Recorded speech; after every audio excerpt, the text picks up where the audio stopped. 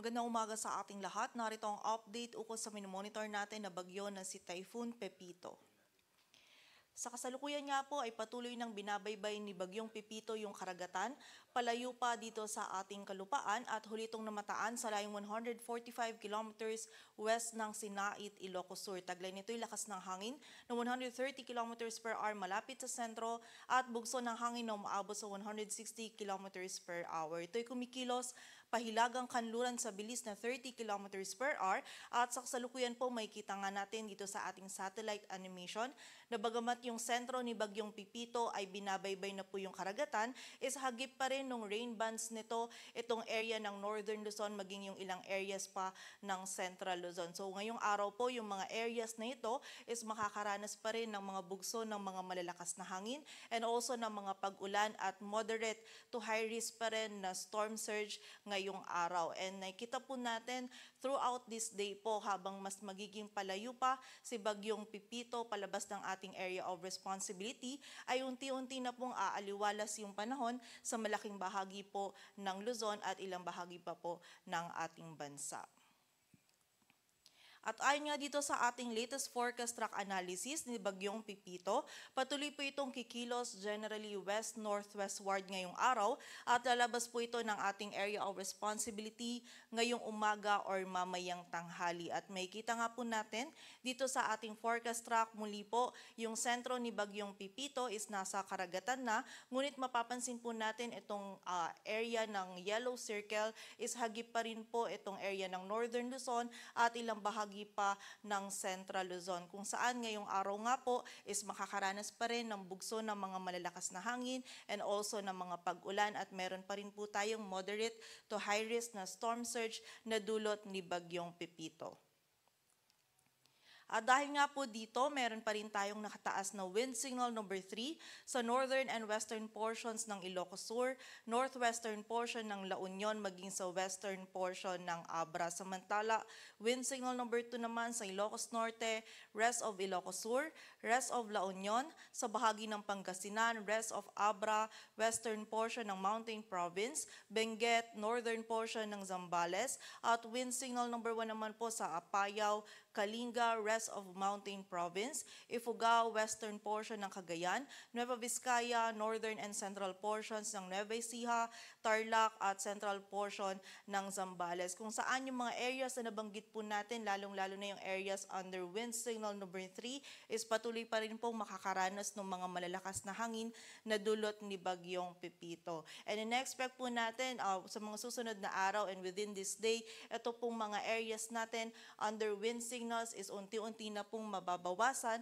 ngunit muli po sa kasalukuyan meron pa rin tayong mararanasan na bugso ng mga malalakas na hangin sa areas na ito. So patuloy pa rin pong pag-iingat para sa ating mga kababayan.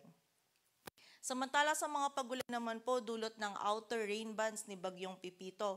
Ngayong araw meron pa rin tayong mga moderate to heavy na pagulan na mararanasan sa Ilocos Sur, La Union, Pangasinan, Zambales, maging sa bahagi din ng Benguet, Tarlac, Nueva Ecija, Aurora at sa Cagayan, Isabela, maging sa area din po ng Batanes. So patuloy pa rin pong pag-iingat para sa ating mga kababayan sa banta po ng mga pagbaha at pagguho ng lupa, lalong-lalo na po yung mga areas natin na malapit sa mga ilog, sapa and also sa mga bulubunduking lugar kung saan posible po tayo or prone po tayo sa mga flash floods or yung pagragasa po ng tubig and also sa mga landslides.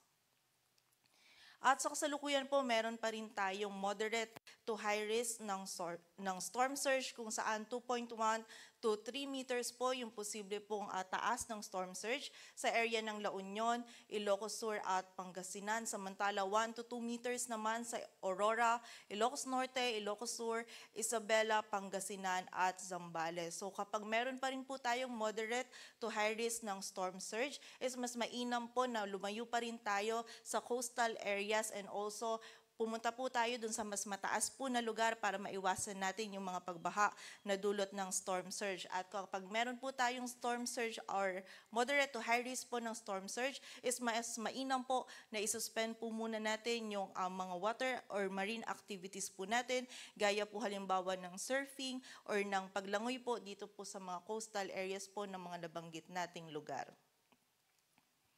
At sa kasalukuyan po, meron tayong nakataas pa din na gale warning sa area ng Ilocos Norte, Ilocos Sur, La Union, Pangasinan, maging sa northern coast ng Zambales, eastern coast ng Cagayan at sa bahagi po ng Isabela. Samantala, meron din po tayong gale warning na nakataas sa area po ng Batanes.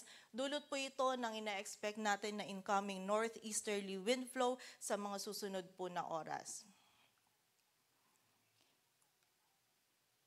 At para naman po sa magiging lagay ng panahon ngayong araw ng Lunes, malakas pa rin po na hangin and also may mga pag-ulan pa rin po tayong mararanasan dito sa area ng Ilocos Region. Dulot pa rin po yan ni Bagyong Pepito. Samantala, may bugso pa rin po tayo ng mga malakas na hangin and panakanakang pag-ulan dito sa Cordillera Administrative Region and also dito din sa area ng Zambales. And samantala naman po, magiging maulap pa rin po yung ating kalangitan sa malaking bahagi ng Cagayan Valley, sa nalalabing bahagi pa ng Central Luzon, maging sa area po ng Calabarzon at dito sa Metro Manila ngayong araw kung saan may tsansa pa rin po tayo ng mga kalat-kalat na pag-ulan, pagkidlat at pagkulog. Dulot naman po yan ng trough or ng extension ni Bagyong Pepito. Samantala, sa nalalabing bahagi naman po ng Luzon ay meron lamang tayong mararanasan ng mga isolated na mga pag-ulan, dulot yan ng mga localized thunderstorms. Samantala, sa bahagi naman po ng Visayas at Mindanao ngayong araw